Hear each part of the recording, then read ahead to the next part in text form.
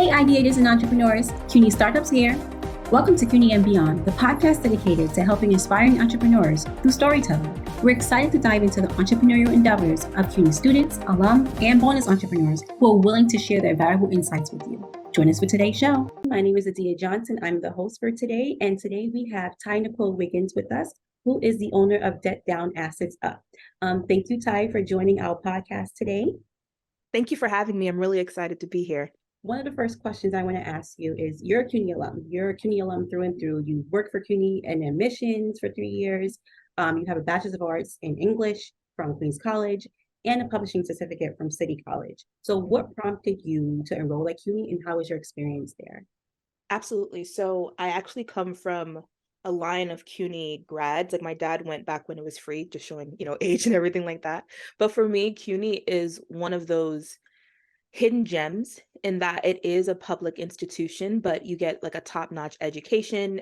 It's super diverse. Like I went to high school that was very diverse, so I just wanted that experience. So I would say some of the skills and lessons that I learned, skills are definitely multitasking, because I was able to work full-time while I was in school full-time, which, was challenging but needed to be done. And I think in terms of lessons, again, just seeing the value of being able to get an amazing education that is not going to keep you in crippling debt for a really long time. And I actually convinced my younger sister to go to CUNY. She got her degree last year, and she was debating between paying for that or culinary school. And I'm like, I think you can get the experience that you need at CUNY for much less. And she's like super happy about it. Nice. And is she end up still is she a chef now? Yeah, she is. So she was chefing it up before she was in college. And I'm like, I don't even know if you necessarily need culinary school per se. Her skills have grown like exponentially, because now she does pastry and like all these different kinds of things. So when people think about the value that can come from a public institution, I think that they should really set their eyes on CUNY, because there's so many amazing programs and, like I said, so much diversity in not just the student body, but also the faculty, that it can be nice to see yourself represented in class. Totally agreed. I went to a private institution for undergrad, and I'm still paying those loans. So in 2021, you started your own business, of course, Debt Down Assets Up, where you provide clients with financial coaching. Why are you so passionate about creating financial security for others? So it's for a couple of reasons. The first of which is, I personally was never required to take a personal like financial literacy course in school. And I think about the decisions that may have been different that I would have made if I had had one. So I want people to have that kind of exposure to financial planning and financial literacy. The other thing is, historically, the financial planning world has been very, very pale and stale. So it's just kind of hard to resonate with that, and knowing like having someone who speaks your language and who looks like you, who can break things down in an easy way, has been very important. But I think the largest thing for me, and the reason why I still enjoy what I do, is having that knowledge and building your wealth gives you power. You have more flexibility. You can leave jobs that maybe don't make sense for you, or leave situations that don't make sense for you. And I want people that look like me to have access to resources that we didn't before. So that's why I really love what I'm doing. Thank you for sharing. Yeah.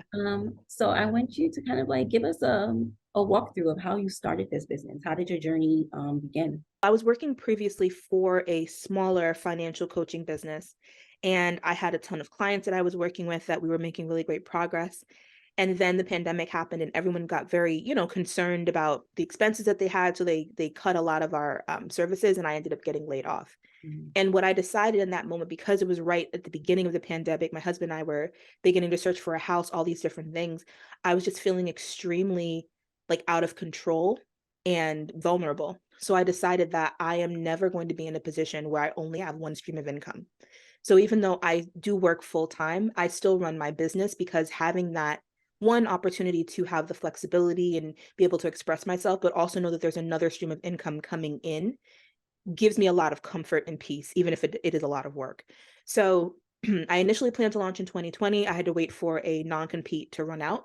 So I decided to launch in 2021, and I launched in April, which is Financial Literacy Month. So it felt really, fortuitous and serendipitous in that way. And a few of the clients that I worked with at my previous organization actually came with me once I relaunched. They waited for me, which was amazing. So yeah, that was basically my journey. Like it was out of necessity and then out of being able to see the need, not just for myself, but for the people that I was serving. I think that's awesome because I think a lot of the best businesses, I think, are those that have started because they realize there's a problem, right? And they Mhm. want to service that problem with Mhm. their talent or their skill. And I think you definitely did that. You saw there was an issue as far as like people don't have that financial literacy and wanted Mhm. to kind of like bridge that gap. And I think that's really awesome. Um, Thank you. thank you. How much should an aspiring entrepreneur have in savings? I know you mentioned, of course, like you technically still have like your full-time job and you're doing this Mhm. like kind of like together. But so Mhm. for someone who wants to just jump in and not have that safety net, how Mhm. much should they be saving? Before someone even jumps out there, I would want them to know that they have a consistent demand for their business.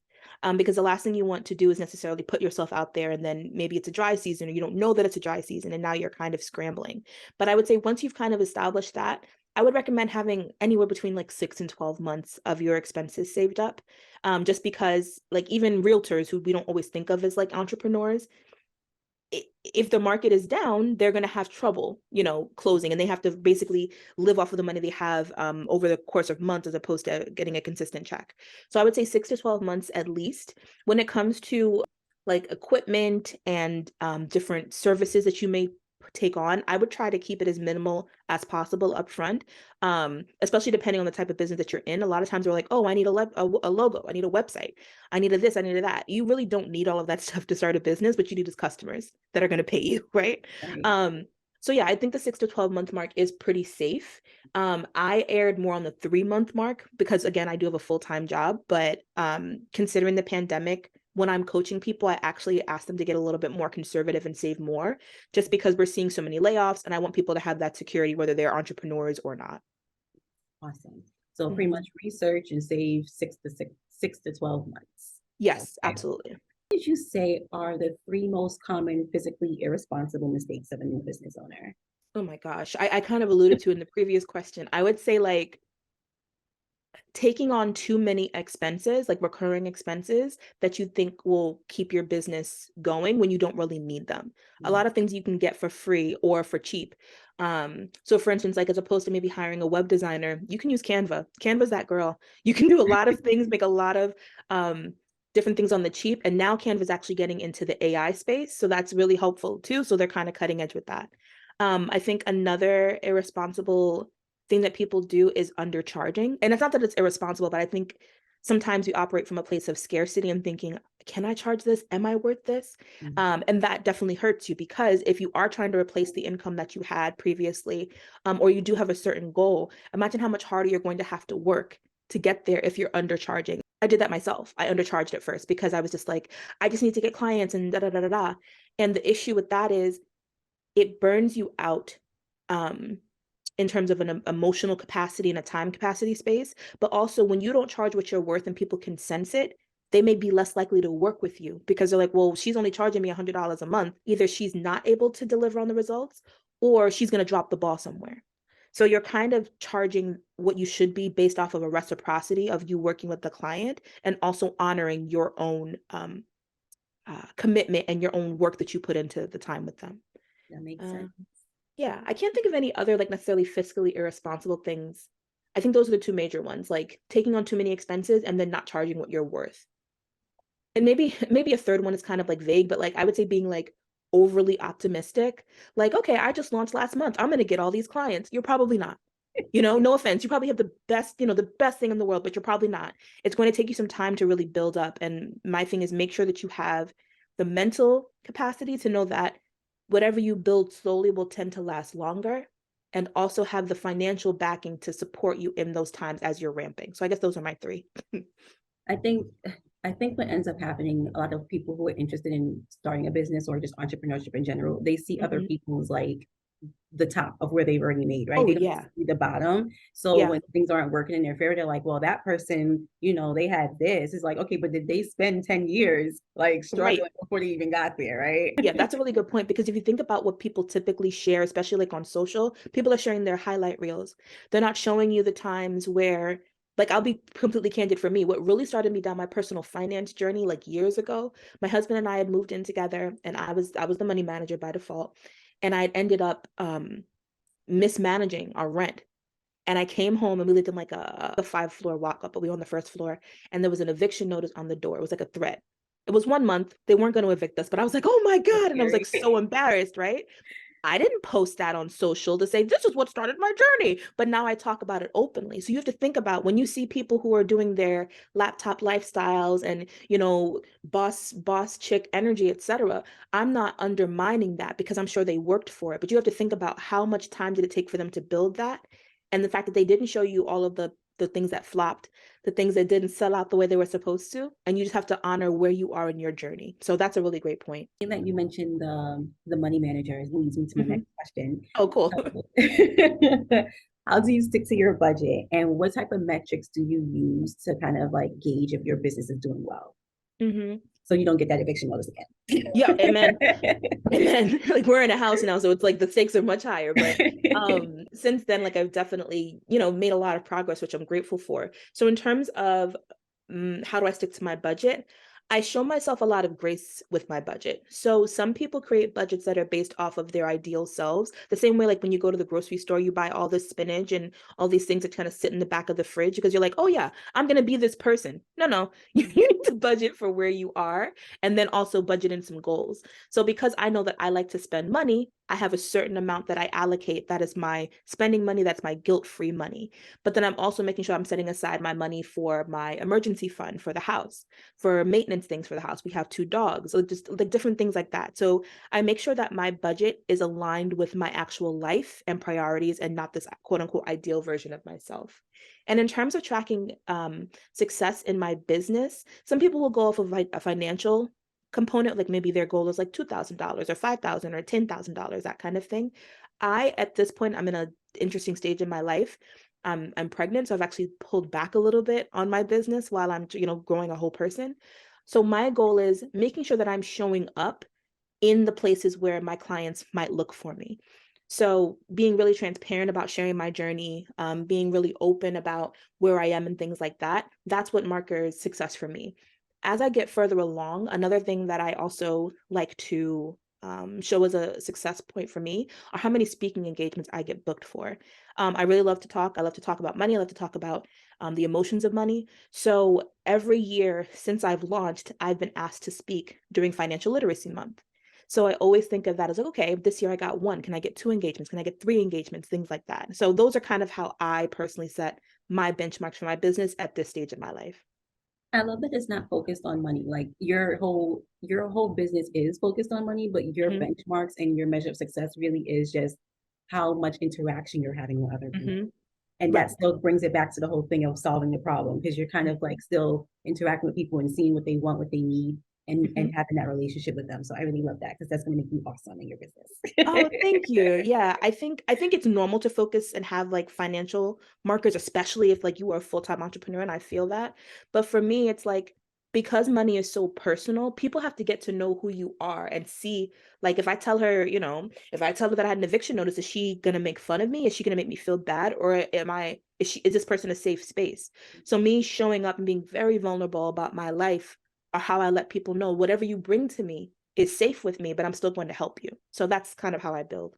So I have a game, would you rather, or this or that, whichever one you want to call it. And we're going to do it based on the financial literacy angle. Oh my So gosh, I'm so I excited. know. All right. So the first one is, would you rather borrow money from your parents or get a loan from a bank? Borrow money from my parents. Use a debit card or a credit card for every purchase?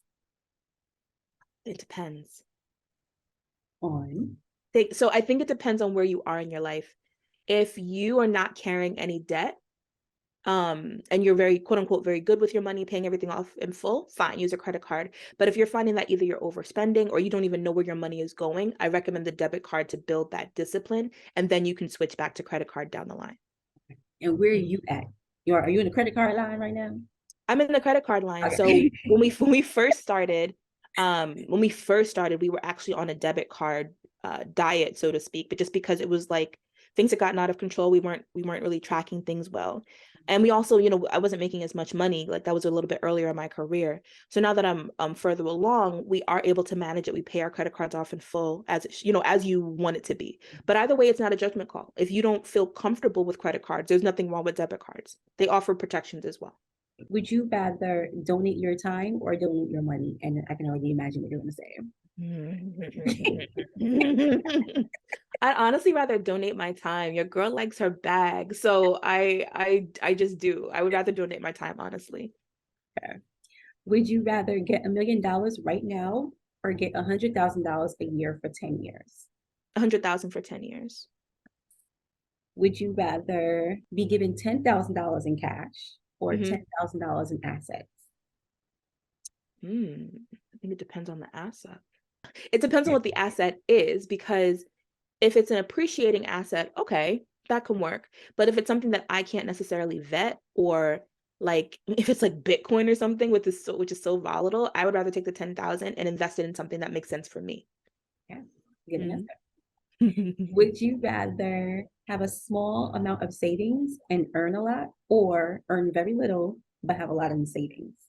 I would rather have a lot in savings, because I can always find a way to make more money. And if God forbid I lose that job that pays me a little, at least I have a runway, versus the opposite. If I lose that job that's paying me a lot and I don't have a little bit of savings, I'm going to end up in trouble. Correct. Would you rather, for the final one, would you rather go back in time to fix your biggest money mistake, or look into your future and find out where you end up? Oh man. Is it weird I don't want to do either? It's not In that, weird. okay, I don't want to do either. I don't want to change anything from my past, because my past has made me who I am. And if anything, it has shaped me on the journey, has allowed me to advise other people, which is important, and speak from a place of like authenticity. And the other side of it, looking into the future, like as much as I'm kind of an anxious person and kind of always want to know what's going to happen, I don't think I want to know. Like I kind of want to see how things play out. I want to see what God has for me and how things unfold. So I'd rather just like do my best in the present. I agree. I'm on the anxious side and I don't want to see the future either. I feel like if I look into the future, me looking into the future changes my future again. Okay, this is what I'm saying. I'm like, what if I'm like, okay, this is great. I have, 6 houses, but what if I do something wrong today that messes up? Like, I don't want to have to worry about that. Exactly. I don't want to worry about that. Exactly. Well, thank you for playing this game. That was fun. We're going to go back into the questions. Okay, cool. No problem. So it takes a toll on people balancing, of course, a personal life and having a business, especially if it's a small owned business. How do you prioritize your mental health? I have been in therapy, I don't even know what year. Probably like for 7 years or so, 6 or 7 years. Um, and that was actually the first step in me even branching out into personal finance at all. Knowing that it's okay to have a team, it's okay to not be perfect at everything and things like that. The other thing that I did, not so much for my mental health, although I think it played a big role, was hiring coaches and people that are further along on their journeys than me, because getting blueprints from them, getting a framework from somebody who has done what I wanted to do, took a lot of the pressure off for me and helped to accelerate my success. And the last thing is, for my mental health, is I take breaks when I need it. Like, I'm not a grind yourself, or some people say that, like worshiping at the altar of productivity. I'm not doing that all the time. Um, Capitalism will tell you that you have to, but you will burn yourself out and you won't be good to anybody. So being really intentional about taking breaks has been a huge part of my mental health journey.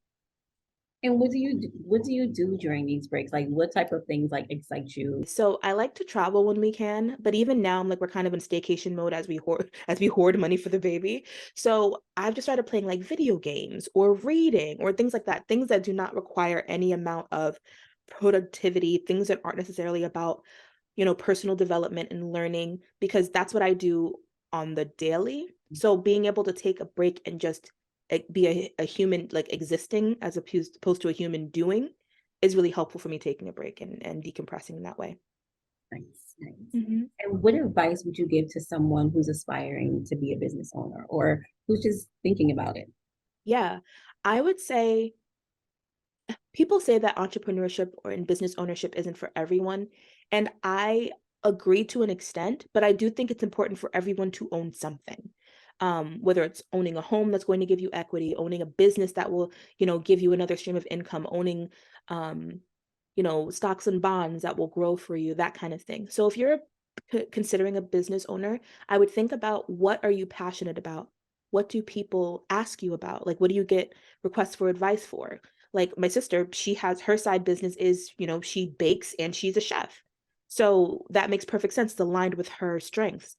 So for people who are searching, like, don't think about, oh, what's going to make me the most money, or, oh, that's not like viable. You really don't know what's going to be viable until you lean into what you're passionate about. What could you talk about? What could you learn about every day for the rest of your life and be satisfied? So that's how I would start. Then I would tell them to be patient, to seek out mentorship, whether it's free or paid, and find a community, because owning a business can be a very lonely road, especially if everyone in your family has traditionally worked for corporates or corporations, or worked a 9 to 5. So having a community, especially when things are hard, is going to be crucial to your success. I don't know why this just triggered me when you said like having a business or owning a business is lonely. I just thought of like Tommy from Martin, because everyone kept saying he didn't have a job. But I'm like, maybe he was an entrepreneur. Maybe he was Right? an entrepreneur. Because He had something. Tommy was there every day, and I'm like, Every okay, Tommy, you say you have a job, but he always looked nice. He So did. He did. I'm gonna go with that. He was an entrepreneur. he's an entrepreneur. Yeah. What has been the most rewarding experience or aspect about being an entrepreneur for you? Specifically, like the work that I do is, yes, it's money based, so people think it's probably cold and calculated kind of thing, but not for me, because I've had so many clients that started out that didn't have anything in savings, and they bought their first houses, Mm. or they had weddings that they did debt free, or they started out being underpaid and now they're getting what they're worth. So for me, it's the rewarding part is seeing people's results and knowing that I played even like a small hand in that, and that they trusted me with something that is so personal to help get them where they are. So that's what's been like super rewarding to me. I love that with almost every question, or like I said, although you're in finance, Mhm. your whole angle on this whole business has been about people and just helping. And it's not even about the money for you at all. Mm-mm. And I think anyone who's venturing out into starting a business needs to really understand that it really isn't about money. Like there are so many people who have like a lot of money in the world. They're like the 2% or 1% people, and they're Mhm. unhappy. Mhm. And the true happiness really is helping other people. And Mhm. I see that you're doing that on a daily basis, and I love it. I really Thank do. thank you. Now, to be clear, I love a bag. I want to be really, really clear, right? But you're right. Like, I think the important thing is you lead with your purpose. You lead with what you think you're called to do, and the money will come. I know that sounds so cliche and so annoying, but it's true, because any opportunity where I've just chased the money, I've either been unhappy, like you'll make it, but you're unhappy, or it's not satisfying or whatever. Being patient and knowing that if you put in the work, the money will come, and that more either opportunities will present themselves, you'll level up in a way where you can raise your prices to where they need to be, etc. But you keep people at the heart of it. That is what, to me, success looks like. Well, thank you so much, Ty, for joining us today. Everything you said has been gems, gems, gems. Thank you. Um, Stop by for CUNY Startups. I think I need to see what y'all talking about. I think I need to come by. Yes. I got plenty, but I won't stop her too until I die empty. Yeah, accountability, consistency.